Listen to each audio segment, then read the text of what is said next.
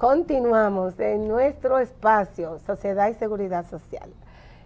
Tenemos como cada viernes un invitado que me regocija tenerlo acá con nosotros, porque es una persona bien joven. Yo pude ver, tuve acceso a su perfil, a su información académica y laboral, y yo misma me digo, oh, pero el doctor yo no sé qué ha hecho, porque qué ha entretenido el tiempo si solamente se ha dedicado, será a estudiar. Pero nosotros vamos a tratar hoy el tema de cómo mantener saludable nuestro corazón.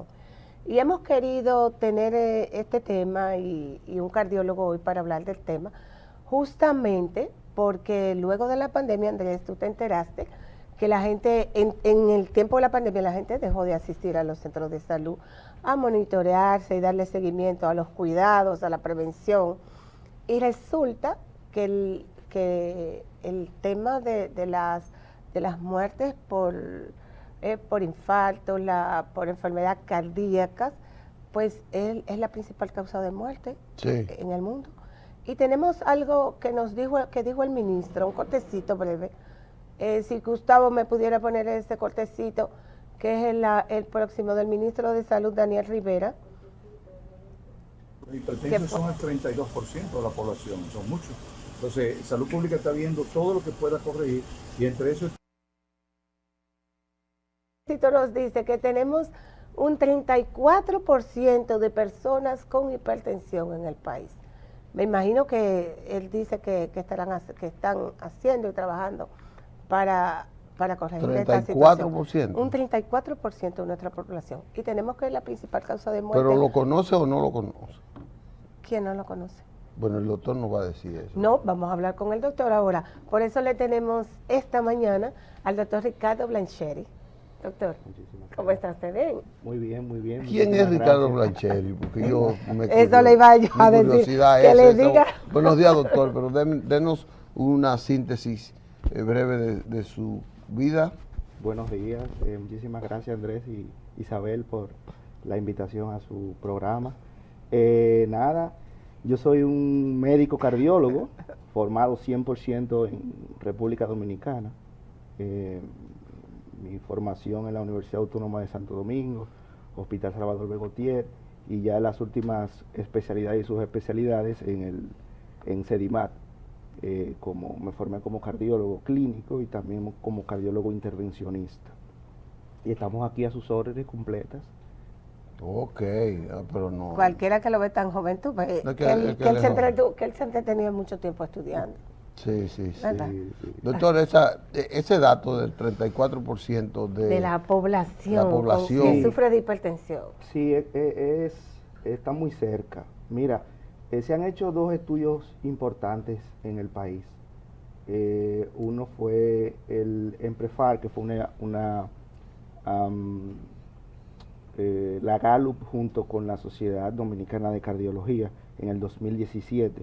Hicieron una encuesta donde arrojó que el 30% de la población, 30.8 para ser específico por ciento de la población, sufre de hipertensión arterial. Pero estudios posteriores ya hablaban de un 34%, de un 35% aproximadamente. Obviamente estos son los números que nosotros manejamos, pero la hipertensión, así como nosotros tenemos el indio, el morenito detrás de la oreja, así también tenemos la hipertensión. Es muy frecuente por nuestro sistema de alimentación. ¿Pero eso como sociedad nuestra o como sociedad nuestra? Y en Latinoamérica... Pero Latinoamérica y hasta en Estados Unidos es muy alto las muertes. Sí. Y en Latinoamérica mucho más por también la etnia. En los pacientes, en las personas que son de raza negra, es mucho más frecuente la hipertensión. En Estados Unidos el tema de la obesidad y del sobrepeso también ha atacado mucho con el tema de la hipertensión. No tienen información en nuestro país, en la ciudadanía, la sociedad, sobre cómo cuidarse, la importancia de mantener la salud cardiológica. Justo en este mismo estudio que fue el EMPREFAR HAS 17, el 64% de la población tenía acceso a la información, obviamente hablando de un 30% de la población que se pudo entrevistar en ese momento. Entonces, sí hay acceso, pero aún es muy limitada el acceso a la información, y la prevención, que es donde más nosotros tenemos que atacar. En esa parte. Todavía no se han tomado las riendas correctamente en ese sentido, porque hay que darle más énfasis a la prevención. La prevención de las enfermedades cardíacas tiene un héroe en República Dominicana, murió, que se llama el doctor Héctor Mateo, que todos los años inclusive organizaba un festival de informaciones, de actividades, y él celebraba la Semana del Corazón. Correcto. Había maratones y había una integración del sector privado, de empresas que auspiciaban ese tipo de actividades. Es decir, como que el ejercicio es uno de los elementos fundamentales para la prevención, para sufrir las enfermedades cardíacas. De hecho, esta misma encuesta fue dedicada al doctor Mateo por su gran empeño en la prevención cardiovascular. Siempre recalcamos que es importante saber los números, no los números del impacto que tiene la problemática, sino sus números personalmente, en cuanto está su presión arterial, en cuanto está... ¿En cuánto debe estar la presión arterial? 120/80 es lo normal o menor, es lo normal. Cuando hablamos de 120/80 son dos números, estos números representan la sístole y la diástole del corazón, donde el corazón en un momento se llena de sangre y en otro entonces expulsa la sangre. Por eso son dos números. 120/80 es el número ideal para nosotros tener como presión arterial. Yo quiero que usted oriente a nuestro público, doctor, diciéndole cuál es la función que tiene el corazón en nuestro organismo. Sí, el corazón es un órgano bastante importante, ya que es una bomba, así como nosotros tenemos una bomba de agua en la casa que suministra el agua a la casa, asimismo el corazón tiene un efecto de bomba en el organismo y se encarga de llevar todos los nutrientes y de llevar toda la circulación necesaria a los diferentes órganos. ¿Okay? Sin el corazón, obviamente nadie puede vivir, y fíjese si falla que el corazón alguna parte del organismo se afecta. Claro que sí, todo el organismo se afecta. Y fíjese que a las 4 o 5 semanas ya el corazón está latiendo dentro de la barriga de la madre y no se para nunca más hasta el momento de la muerte. No. O sea que es un órgano bastante importante, noble, porque se puede ver afectado no tan solo por las condiciones genéticas, sino también por las condiciones medioambientales y de estilo de vida. O sea, el corazón es esa bomba que impulsa la sangre, siendo la sangre como el medio por el cual llegan nutrientes a las distintas partes del cuerpo. Sí. El corazón es el responsable. Si el corazón tiene defecto, entonces a veces dicen un corazón grande, a veces dicen un corazón que está, ¿cómo se llama? Los triglicéridos, que cuando están altos afectan mucho al cuerpo. Tú tienes que tener triglicéridos bajitos y a veces el corazón bombea más de la frecuencia que debe bombear. Explíqueme esos tres elementos. Primero vamos con el corazón grande, que es muy frecuente.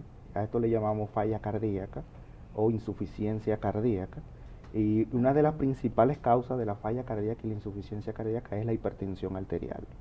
¿Okay? La cardiopatía isquémica, que es la enfermedad de la obstrucción de las arterias del corazón, también lo tiene como causa. Pero el corazón grande es a lo que nosotros le llamamos falla cardíaca o dilatación del ventrículo izquierdo, que se da cuando el corazón por sí mismo, por aumento de las presiones o por falta de irrigación a sí mismo, se dilata y no puede entonces hacer ese trabajo de bomba que hace el corazón. ¿Okay?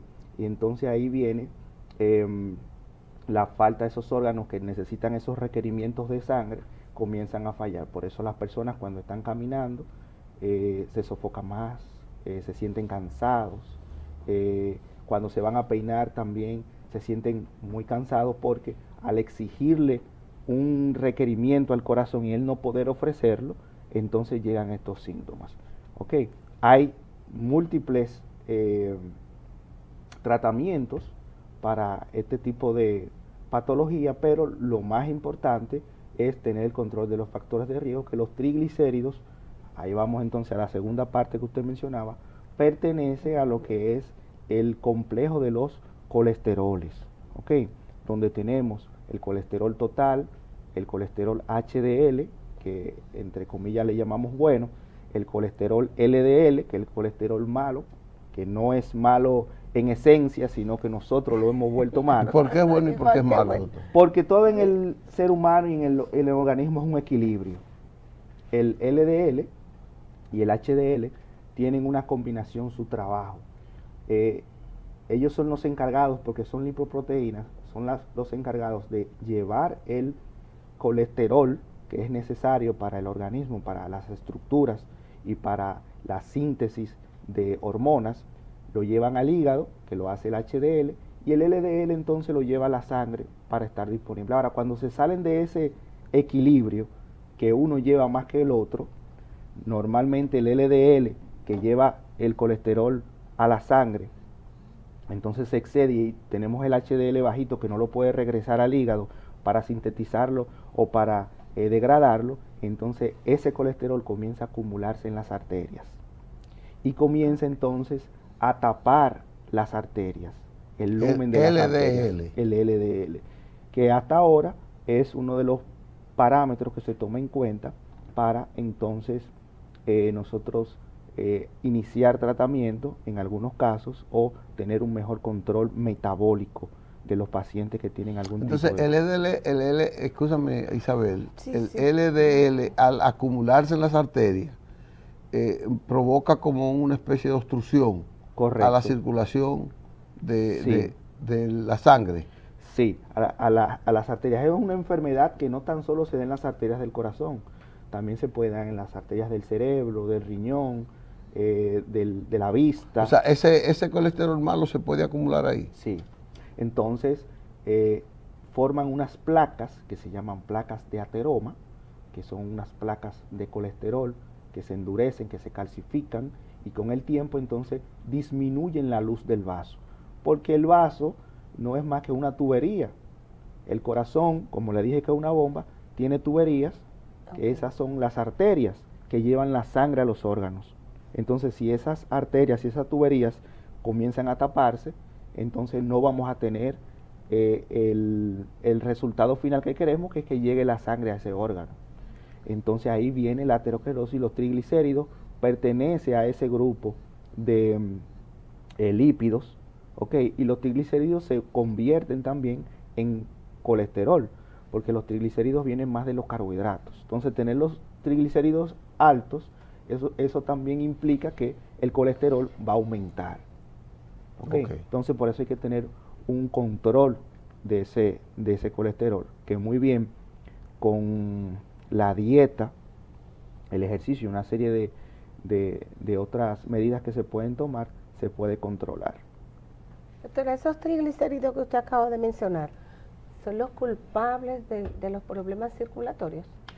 Sí, los colesteroles en general son los culpables. Y por eso siempre tenemos que saber los números, como yo le decía, de en qué Explíqueme margen. eso.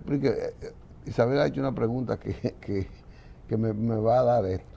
Ayer yo vi dos amigos que tenían el susto porque el médico le dijo que tenían un colesterol 499 estaba y los triglicéridos en 1890 y él dice, y el médico le dijo, tú estás muerto en vida.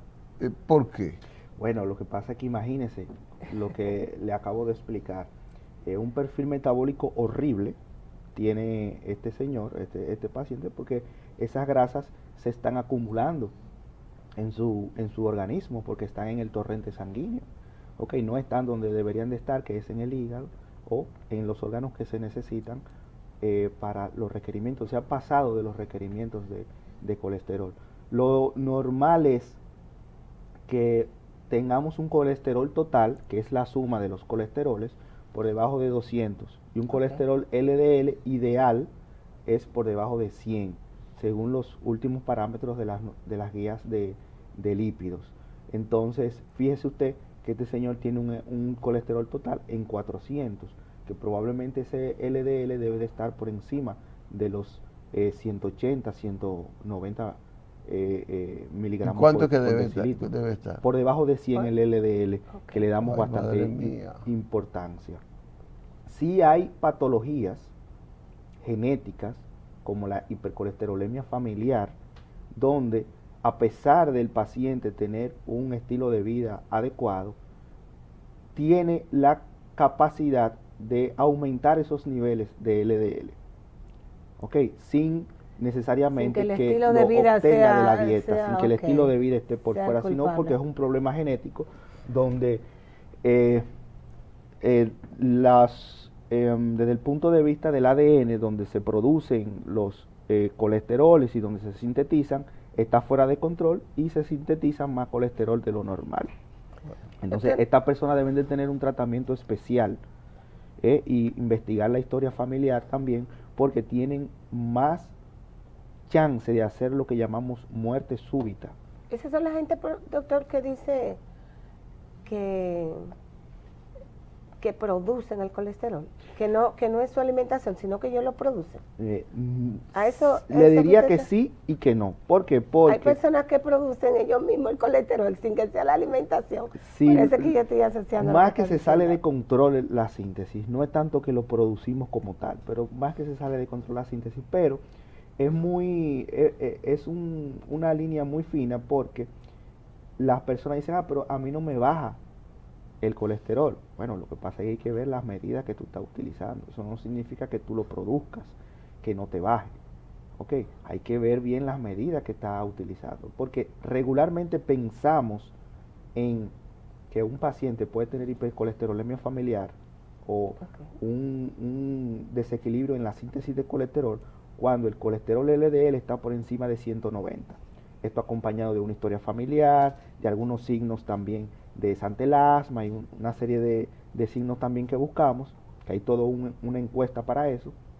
Y entonces ahí decimos, mira, este paciente sí tiene un problema de la síntesis del colesterol. No es que lo produce como tal, pero está relacionado al descontrol o el desbalance, que con cualquier alimentación ese LDL puede subir mucho más. Ok, doctor, denos un permiso, Isabel, Nos porque vamos a nos una estamos pausa. entusiasmando. Entonces tenemos que hacer una pausa, que estamos un poquito atrasados. Vamos a una pausa y venimos con el doctor Julio Jefferson Ricardo y Ricardo Jefferson Blanchari. o Coeño. Nos vemos en breve.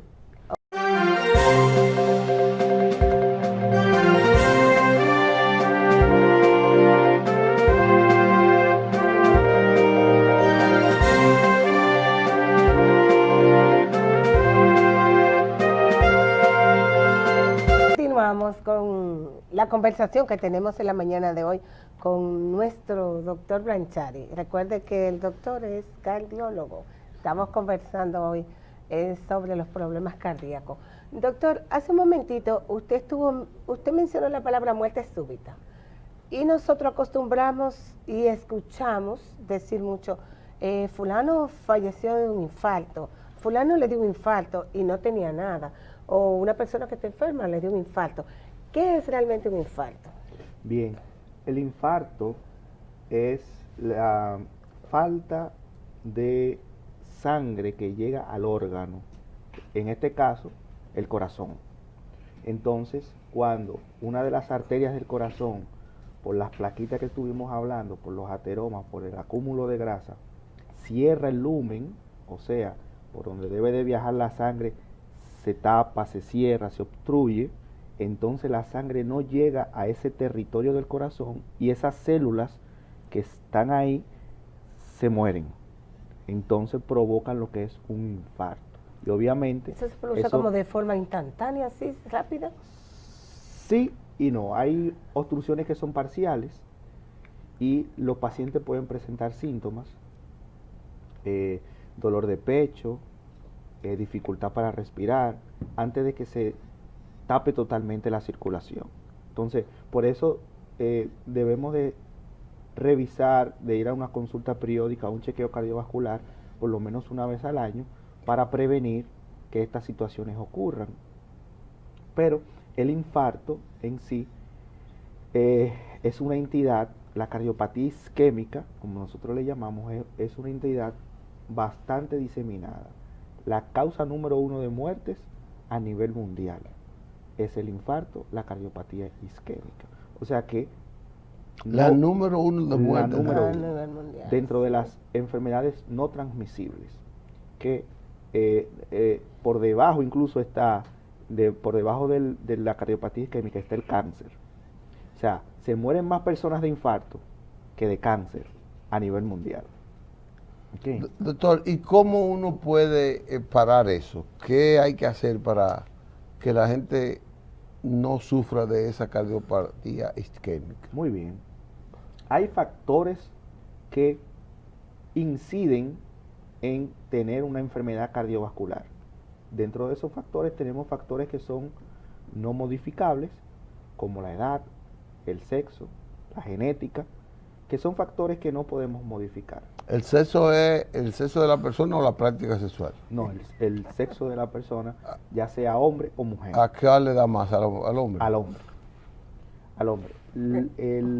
La mujer, por el tema de la menstruación y de los estrógenos, está protegida hasta cierta edad, pero luego que pasa a la menopausia se puede comparar con el hombre. Porque muchos de los elementos que provocan esa enfermedad se erosionan, se expulsan con la menstruación. No, es por los No, estrógenos, los que los estrógenos. estrógenos bajan en la menopausia y los estrógenos tienen un perfil de protección cardiovascular. Correcto. Porque los estrógenos están sintetizados de colesteroles. Entonces, como la mujer necesita muchos estrógenos, esos colesteroles se sintetizan en estrógenos y no afectan el sistema cardiovascular. Ok. Mientras que el hombre no. El hombre ya a partir de los 50, 45 años aumenta el riesgo de tener un ataque cardíaco o de tener un problema en la circulación de las arterias del corazón. ¿Qué no debemos hacer entonces para sufrir eso? El doctor Entonces, hablaba de le los decía factores. de los factores que estos factores no son modificables, pero hay factores que son modificables o medioambientales. Dentro de ellos tenemos el tabaquismo.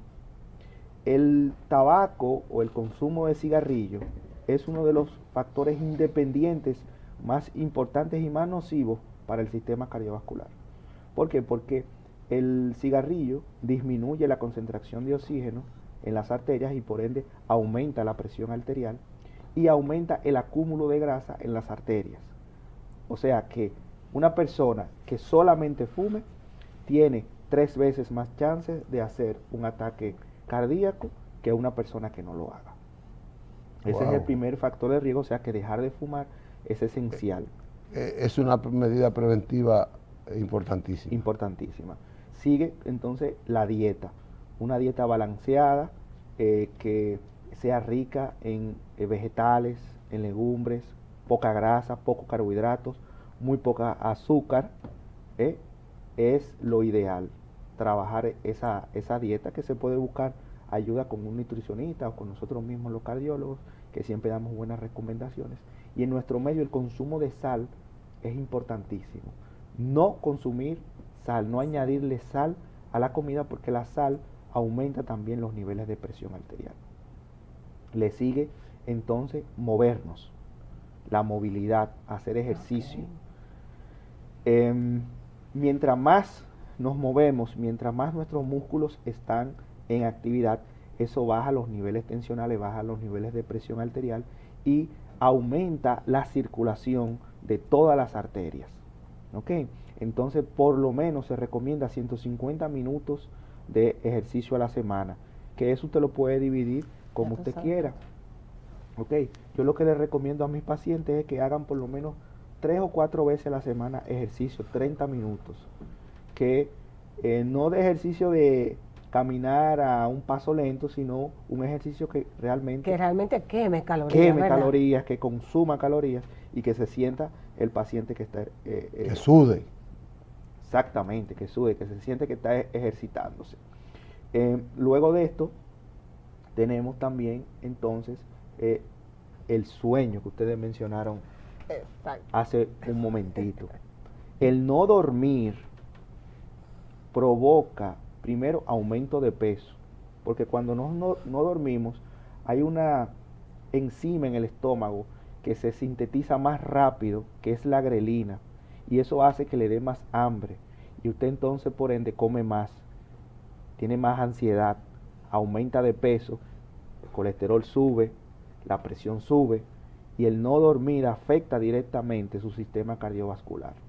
Además de que las arterias siempre están en vasoconstricción. ¿Cuánto le recomienda a usted dormir a una persona? Lo que se recomienda como mínimo son 7 horas de sueño, ¿okay? De un buen sueño, no tener aparatos de comunicación dentro de la habitación, tener la habitación bien cerrada, lejos del ruido y oscuro, y que usted duerme entonces 7 horas por lo menos al día, de un real descanso. Con eso que el doctor acaba de decir, ya yo entiendo por qué tenemos una población tan alta con hipertensión, doctor, porque la gente generalmente esa dieta no es la que consume, la que usted acaba de decir. Como que no tenemos un nivel de educación desde pequeñito de qué es la alimentación adecuada para esa salud que necesitamos. El tema de la movilidad, pues todo el mundo quiere, si va a llegar a un sitio, se para ahí mismo, donde va a entrar. Claro. Y apenas toma la parte de ejercitarse como algo estético, porque no tiene la mentalidad de la parte de la salud. Así mismo es. Y con el sueño, todo el mundo duerme con el televisor ahí viendo. No, y además tenemos ¿Qué una está juventud, pasando? tenemos una juventud que está muy inclinada hacia la alimentación chatarra, y la alimentación alta en carbohidratos. Correcto. Y entonces, sí, algo muy importante que no podemos dejar de mencionar es la incidencia de diabetes. La diabetes y la hipertensión son dos hermanas, como yo le digo, que van de la mano, porque la diabetes afecta también la vasculatura, afecta las arterias, no solo del corazón, sino de todo el organismo, lesionándolas porque el azúcar alta daña los riñones, daña el corazón, daña el cerebro, daña todo. Y obviamente eso también tiene mucho que ver con la alimentación, ¿okay? Con el exceso de azúcar y de carbohidratos que regularmente nosotros tenemos. Digo nosotros porque en nuestra sociedad lo que más se comen son carbohidratos. sí. Siempre la comida, la cena, está acompañada de un carbohidrato o de un azúcar. Entonces debemos de hacer hincapié en el nivel de glicemia, el nivel de azúcar que tenemos en sangre, y que con el ejercicio, una dieta balanceada, eso puede mejorar. Doctor, mucha gente dice, bueno, yo soy flaco, fulano es gordo, fulano tiene es más propenso a sufrir un infarto, pero he visto mucha gente, además de joven, flaco o delgado, sufriendo infartos. Claro que sí. No hay una relación directa porque son diferentes factores de riesgo que intervienen en la enfermedad, porque si usted es flaco pero fuma, usted tiene chance de hacer un infarto, ¿ok? O sea, son diferentes factores que intervienen, pero la obesidad está relacionada directamente con una mayor probabilidad de tener un evento cardiovascular. O sea que si usted está flaco y conoce sus números y sabe que todo está en orden, la probabilidad de tener un ataque cardíaco es mucho menor que si está en sobrepeso, si no hace ejercicio, si mantiene una vida sedentaria, ¿ok? Las probabilidades son muchísimo más altas. Ahora, que sea flaco, que sea gordo, no escapa a que pueda tener un evento, porque también está el tema de la genética, que lo hemos mencionado, y de ser hombre, la edad también influye. Mientras más caminamos hacia la vejez, entonces más propensos somos de tener un ataque cardíaco. Eso iba a preguntar, doctor. Yo mientras hablaba pensaba, ¿y envejece el corazón? Claro que sí, discúlpeme. Sí. Claro que sí, como todos los órganos de nuestro organismo. Así como el organismo, la piel, todo, Claro el corazón sí. también envejece. Envejece y Por eso es necesario tener una buena salud cardiovascular, porque no sé si han visto en las redes sociales y esto, que hay personas muy mayor, de 70, de 80 años, que están en muy buena condición física, porque llevan un régimen de alimentación, de estilo de vida, de sueño y de todo esto, que le permite estar en esas condiciones. Pues el corazón es igual. Mientras más salud le damos al corazón, pues mucho más él va a durar, prolongada es la mucho vida. más va a tener una vida prolongada. Y su ejército. Ya no terminó el tiempo. Los contactos del doctor, ¿dónde está? ¿Dónde lo podemos ubicar? Sí, ya, que nos deje finalmente. sus contactos. Sí, muy bien. Tenemos 2 sitios donde damos consulta, aparte de la parte pública, porque también damos servicio en la parte pública. Sedimat, tenemos consulta 2 veces a la semana, martes y miércoles en la mañana, y en Centro Médico Moderno todas las tardes a partir de las 3:30 de la tarde. En el Hospital Moscoso Puello también ahí estamos a sus órdenes en lo que podamos servirles. Bueno, como siempre debo terminar felicitando a Isabel, Vamos a agradeciéndole al doctor Blanchardí, Y las gracias al doctor Silverio, allá Sí. justamente en el Moscoso Puello. Sí. que fue lo que consiguió. Ah, Silverio, mi Sí, hermano. hay que darle Ay, no me las diga. gracias Sí, al sí, doctor sí. Ah, Silverio. pues dar las gracias al doctor, gracias a Isabel por nueva vez traer un programa tan instructivo, tan orientador y de prevención a las enfermedades, en este caso cardíacas, que como ha dicho el doctor es la de mayor mortalidad en el mundo, y eso hay que tomarlo en cuenta. Doctor, esperemos que pronto vuelva a este programa para nosotros entonces hacer un intercambio con el público y que el público le pueda hacer las preguntas debidas. Yo contentísimo y muchísimas gracias por la invitación, muy amable y muy afable del programa. Correcto. Gracias, Señores, doctor. nos veremos ya el próximo lunes, porque este viernes, pero usted lo va a ver en YouTube. En media hora va a estar subido a YouTube este programa. Gracias y nos veremos en el próximo Hasta el espacio de viernes. Periodismo y Sociedad. De mi parte, El hasta el viernes viernes. con Seguridad Social. Está bien, nos veremos. Isabel no se va a perder esta semana.